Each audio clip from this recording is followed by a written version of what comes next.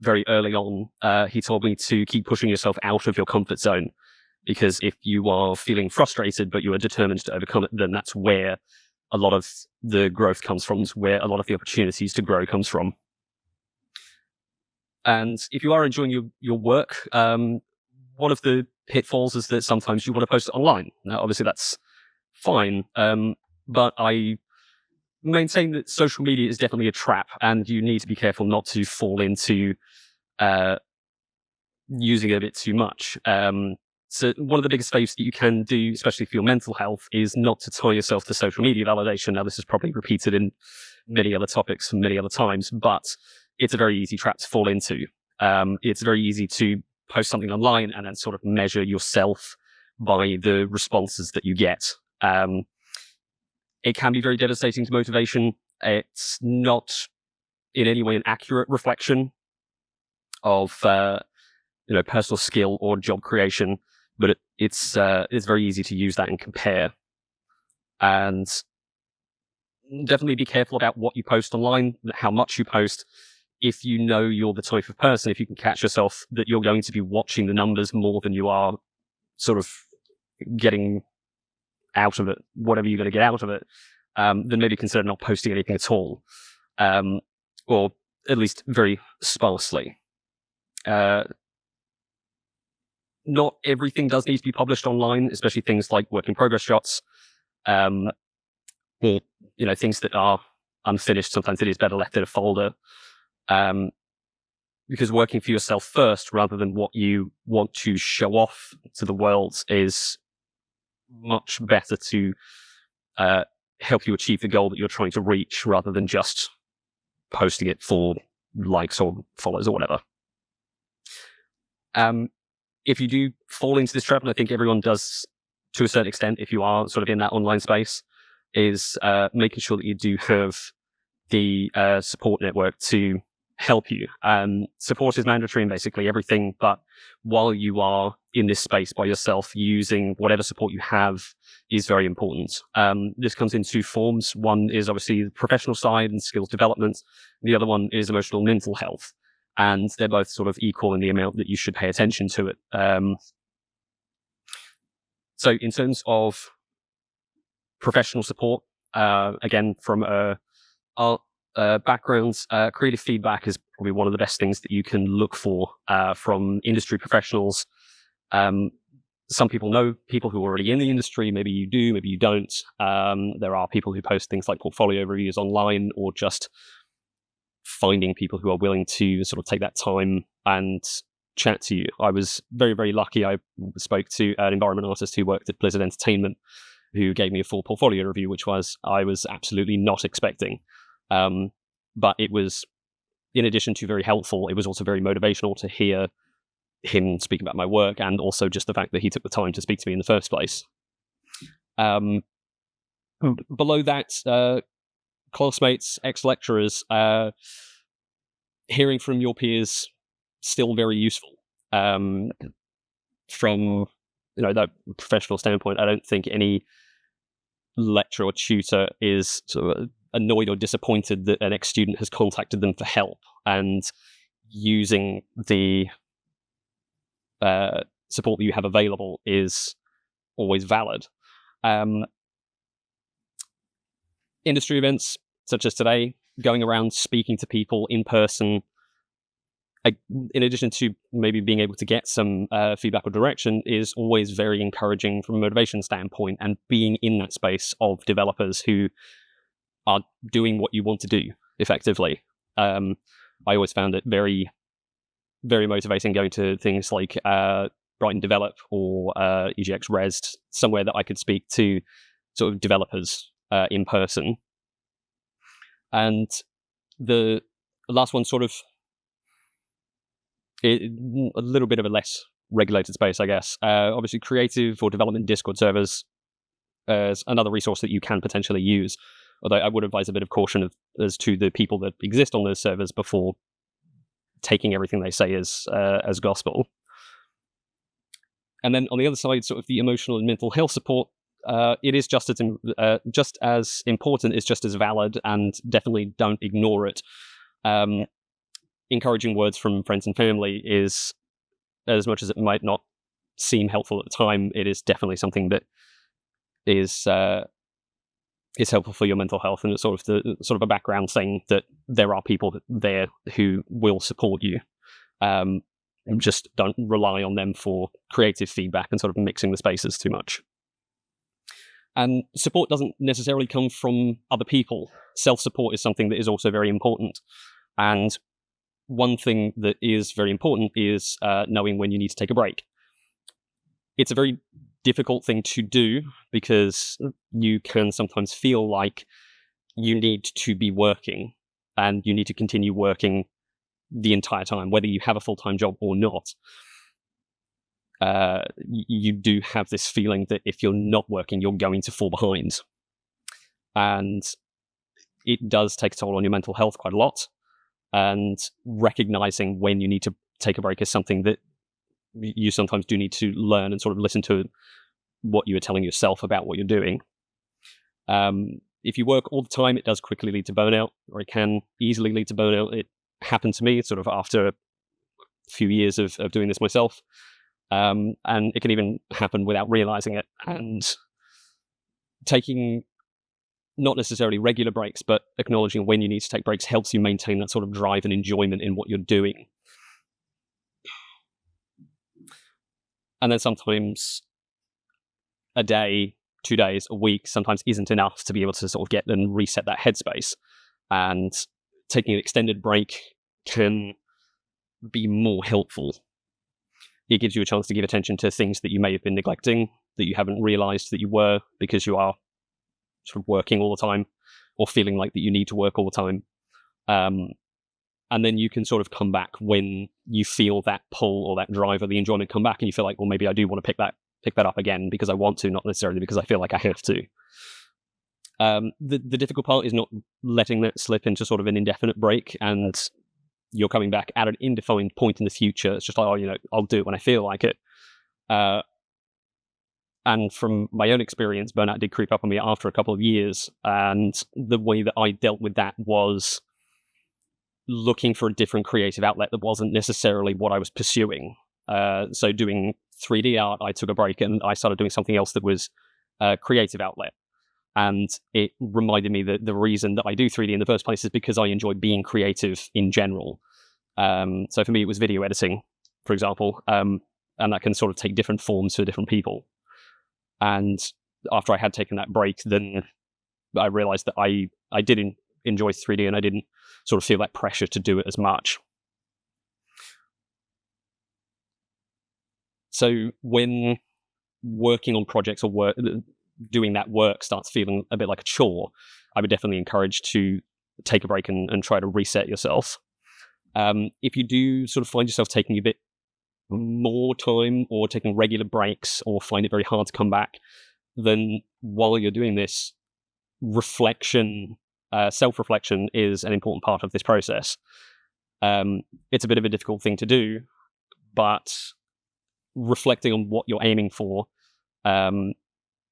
understanding that what you are doing when you end up in the industry, you'll be doing it every day. And if you burn yourself out before you even get into the space, then you're not going to enjoy where you end up. Making sure that you're still enjoying what you're doing, making sure that you're not doing it for a sunk cost fallacy or because you wanted to do it in the past. And that's sort of the motivation, is just to achieve the goal that you used to have. Listening to yourself is important, but understand that you may not get the answer that you were hoping to get at the end of it, although that is a bit of a different topic. Yeah. Something that you can do if you are feeling a bit stuck is looking at a change in direction, not drastic, but sort of looking at other opportunities that your skills can be used for, such as other disciplines or even other industries. So to use my partner as an example, she went to university to study concept art. And after about 6 months of trying to find a concept art job, found that there was actually significantly more UI artist jobs available, due to being a little bit less known about. And she sort of took the same skills that she had learned and pivoted that and started seeking jobs for UI art and found a job within the next 6 months. So taking a bit of time to look for other opportunities in different directions can lead to different success. And then once you do reach that goal in the industry, once you have the job, the skills that you have learned during this time can be beneficial and have been beneficial to me.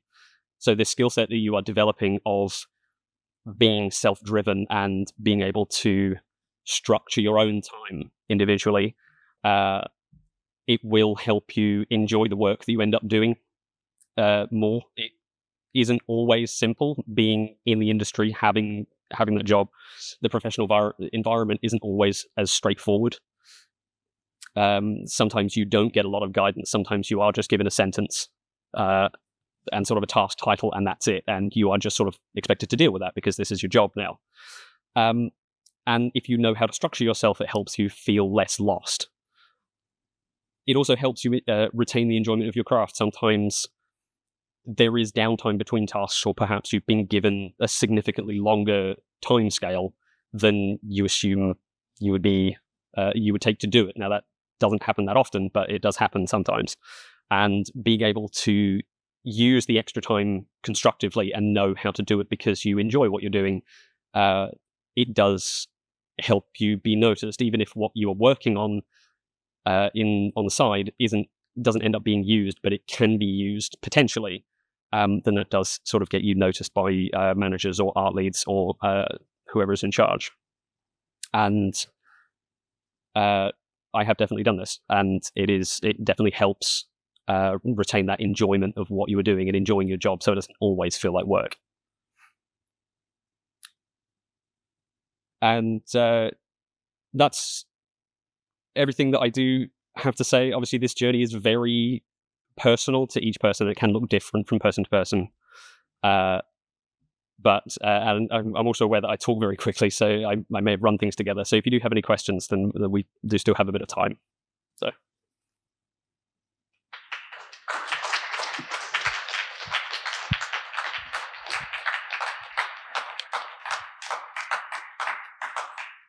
Wow, that was good.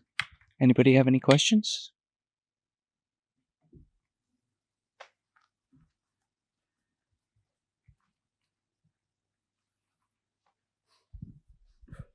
When you're working on projects that sort of self-run projects, or even group projects out in spaces where you're working with probably peers that you've just finished university with, working on projects to try and keep going, how would you deal with, let's say, somebody else is obviously getting demotivated, obviously moving away from the project in the sense of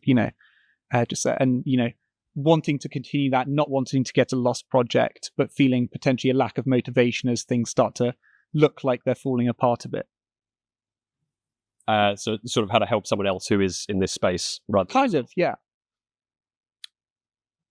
It's a difficult thing to sort of recognize in other people. Obviously, if that is something that you've noticed of someone maybe not enjoying what they're doing, again, it is a very individual experience, and it is hard to know what would work for one person versus the other. If they're willing to talk about something like that, then definitely having a conversation with them. If they finding out why they may be demotivated about something, and sort of using that and seeing if you can find, if you're in sort of a small team that isn't sort of very strict specific roles, maybe looking at changing up roles, for example. If they're less interested in what they were doing, maybe they might be interested in something else. But yeah, sort of having that conversation with them and sort of finding out the reasons why is probably the most important thing to try and solve it. Sure. Awesome. Thank you.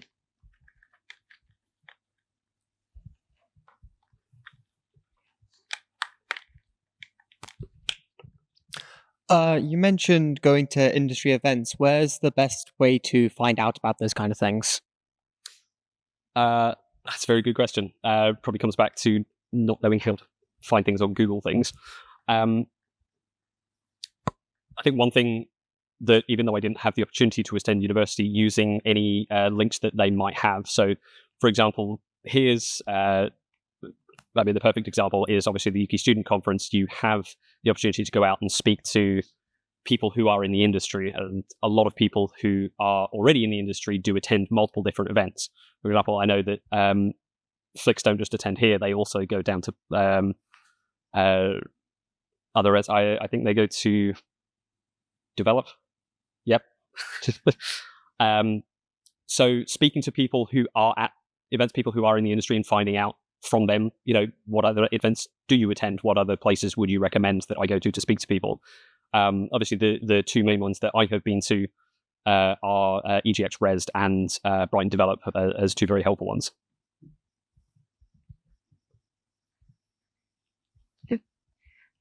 What would you like? How would you? Sorry, like when you graduate, how would you recommend you split your time between a non-games industry full-time job and trying to do your own projects? Do you have any advice for that? Yeah, so this is sort of the space that I existed in. It's very difficult to be able to split that time. If you are someone who it's helpful for creating sort of this schedule, if you're in a place that has a say you work just on hours and you don't really know when you're going to be working, that's obviously a much more difficult and fluid space to plan your time accordingly.